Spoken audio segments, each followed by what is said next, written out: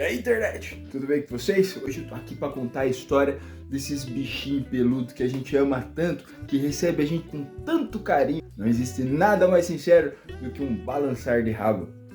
Hoje eu vou contar pra você a história do cachorro. Tudo começou há mais ou menos uns 15 mil anos atrás. Quando os lobos cinzentos, com o nome científico de Canis lupus, começaram a perceber que seguir os humanos renderia ali uma boboquinha. Sabe, toda aquela carne descartada das caças era um banquete pros doguinhos. E foi mais ou menos por isso que essa parceria começou. E que mudaria a história de duas espécies para sempre. No início era um acordo simples. Os humanos ofereciam comida e os lobos ofereciam a proteção. Mas com o passar do tempo, esses lobos foram se adaptando ali muito bem à convivência com os humanos e passaram a ficar cada vez mais fofinhos. Bem, o processo de domesticação aconteceu por volta de 14 mil anos atrás. E foi aí que surgiram os primeiros cães domesticados. Mas era bem diferente das mais de 300 raças que a gente tem hoje. E aí os cachorros foram ganhando espaço cada vez mais na sociedade.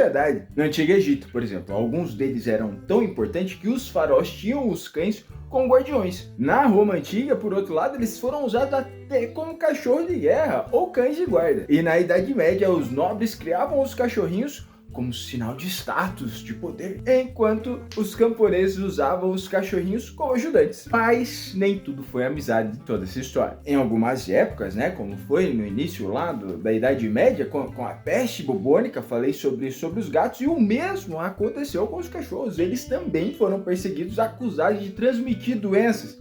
E muito cachorrinho foi sacrificado. Parece que ninguém quase escapava da Santa Inquisição. Ainda assim, eles resistiram firmes e fortes. E com razão, Afinal de contas, do que seria do ser humano sem o seu fiel companheiro? Já lá pelo século XIX, os cães começaram a ser vistos como membros da família, principalmente na Europa e nos Estados Unidos. Também começaram a surgir as primeiras competições entre as raças de cães, os clubes caninos e o conceito de cachorros como animais de estimação que a gente conhece nos dias de hoje. E hoje, hoje eles são as estrelas da internet, são os nossos terapeutas emocionais, heróis de resgate, que a gente não pode esquecer, e claro, os donos absolutos do meu sofá. Tudo isso com aquele olharzinho faz a gente até esquecer do chinelo e da almofada destruída. Falando em almofada destruída, uma coisa que vai fugir completamente do roteiro. Esses dias eu estava assistindo um documentário da Discovery que falava por que os cães roem os nossos sapatos. Funciona mais ou menos assim. Os animais, os canídeos, os cães, eles vêm de uma estrutura primitiva onde o instinto falava mais alto, até hoje fala para os cães, E o instinto deles era mais ou menos assim. Eles andavam em matilha,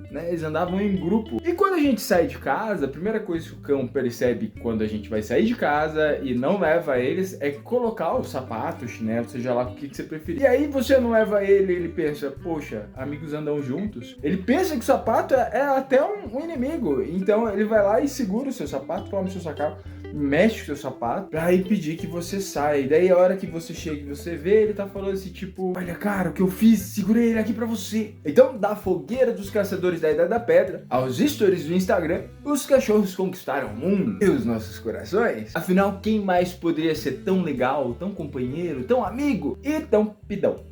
Se você tem um cachorro, meus parabéns, você está sob o controle de um dos maiores estrategistas da história. Bom, agora vai lá fazer um carinho no seu peludo, porque se tem uma coisa que esses bichos merecem, é carinho. E me conta aqui nos comentários qual foi a coisa mais fofa ou mais louca que seu cachorro já aprontou. O meu aprontou uma coisa, mas eu não posso contar na internet, porque esse vídeo possivelmente cairia. Mas não é nada não. Talvez uns 2, 3 quilos, não, brincadeira. Muito obrigado por assistir esse vídeo até aqui, segurando minha mão e minha taxa de retenção.